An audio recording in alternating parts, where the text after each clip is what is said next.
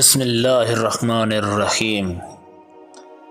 معراج رسول صلی اللہ علیہ وآلہ وسلم۔ قرآن حکیم کی دو صورتوں میں اس مسئلے کی طرف اشارہ کیا گیا ہے۔ پہلی صورت سورہ بنی اسرائیل ہے۔ ان میں سے اس سفر کی ابتدائی حصے کا تذکرہ کیا ہے، یعنی کہ مکہ کی مسجد الحرام اور بیت المقدس کی مسجد الاقصی تک کا سفر۔ اس سلسلے کی دو صورتیں ہیں۔ اس سلسلے کی دوسری صورت سورہ نجم ہے۔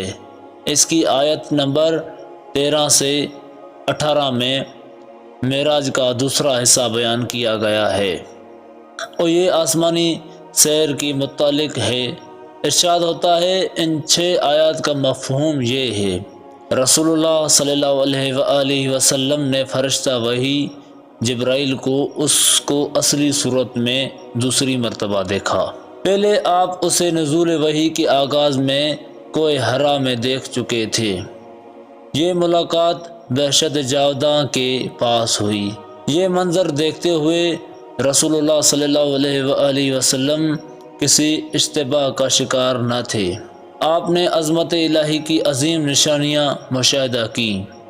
یہ آیات کہ جو اکثر مفسرین کے بقول واقعہ معراج سے متعلق ہیں، یہ بھی نشاندہی کرتی ہے کہ یہ واقعہ عالم بیداری میں پیش آیا۔ رسول اللہ صلی اللہ علیہ وآلہ وسلم کی آنکھ کسی خطا و اشتباہ و انحراف سے دوچار نہیں ہوئی۔ اس واقعے کے سلسلے میں مشہور اسلامی کتابوں میں بہت زیادہ روایات نقل ہوئی ہیں۔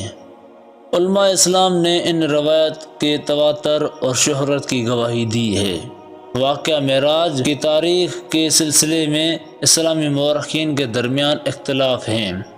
بعض کا خیال ہے کہ یہ واقعہ بعثت کے 10ویں سال 27 رجب کی شب پیش آیا۔ بعض کہتے ہیں کہ یہ بعثت کے 12ویں سال 18 رمضان المبارک کی رات وقوع پذیر ہوا، جبکہ بعض اسے اوائل بعثت میں ذکر کرتے ہیں، لیکن اس کے وقوع پذیر ہونے کی تاریخ میں اختلاف اصل واقعہ پر اختلاف میں حائل نہیں ہوتا۔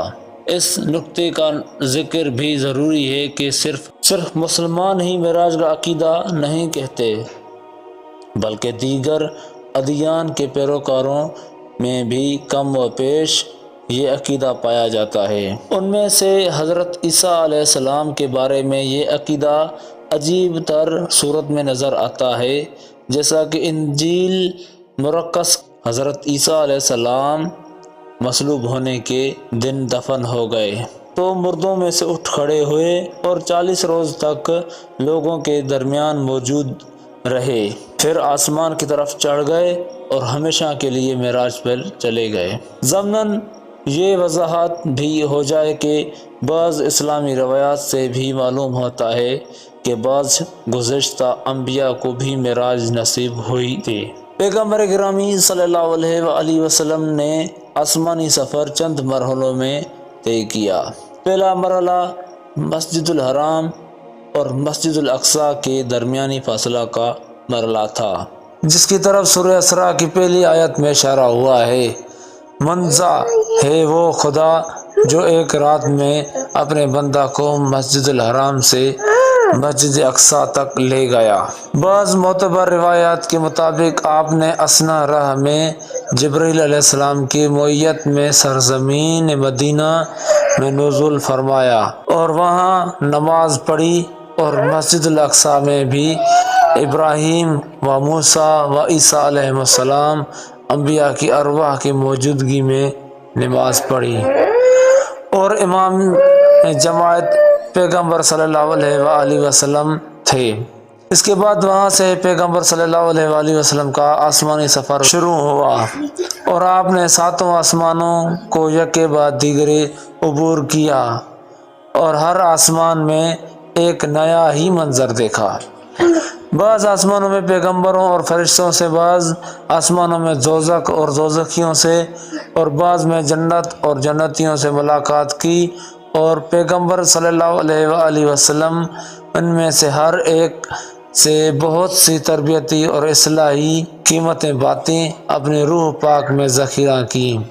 اور بہت سی عجائبات کا مشاہدہ کیا، جن میں سے ہر ایک عالم ہستی کے اسرار میں سے ایک راز تھا، اور واپس آنے کے بعد ان کو صراحت کے ساتھ اور بعض اوقات کنایہ اور مثال کی زبان میں امت کی آگاہی کے لیے مناسب فرصتوں میں بیان فرماتے تھے، اور تعلیم و تربیت کے لیے اس سے بہت زیادہ فائدہ اٹھاتے تھے۔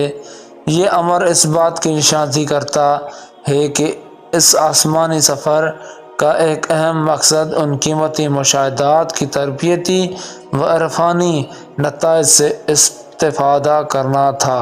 ان تمام امور کی طرف ایک اجمالی اور سربستہ اشارہ ہو سکتی ہے، البتہ جیسا کہ ہم بیان کر چکے ہیں کہ وہ بہشت اور دوزخ جس کو پیغمبر صلی اللہ علیہ وآلہ وسلم نے سفر معراج میں مشاہدہ کیا، اور کچھ لوگوں کو وہاں عیش میں اور کچھ کو عذاب میں دیکھا، وہ قیامت والی جنت و دوزخ نہیں تھی بلکہ برزخ والی جنت و دوزخ تھی، کیونکہ قرآن مجید کے مطابق جیسا کہ کہتا ہے کہ قیامت والی جنت و دوزخ قیام قیامت اور حساب کتاب سے فراغت کے بعد نیکوکاروں کو اور بدکاروں کو نصیب ہوگی۔ آخرکار آپ 7ویں آسمان پر پہنچ گئے، وہاں نور کے بہت سے حجابوں کا مشاہدہ کیا، وہی جگہ جہاں پر سدرۃ المنتہا اور جنت المأویٰ واقع تھی، اور پیغمبر صلی اللہ علیہ وآلہ وسلم اس جہان سراسر نور و روشنی میں شہود باطنی کی اوج اور قرب الہی اللہ اور مقام قاب قوسین او ادنیٰ پر فائز ہوئے، اور خدا نے اس سفر میں آپ کو مخاطب کرتے ہوئے بہت سے اہم احکامات دیے اور بہت سے ارشادات فرمائے، جن کا ایک مجموعہ اس وقت اسلامی روایات میں احادیث قدسیہ کی صورت میں ہمارے لیے یادگار ہے۔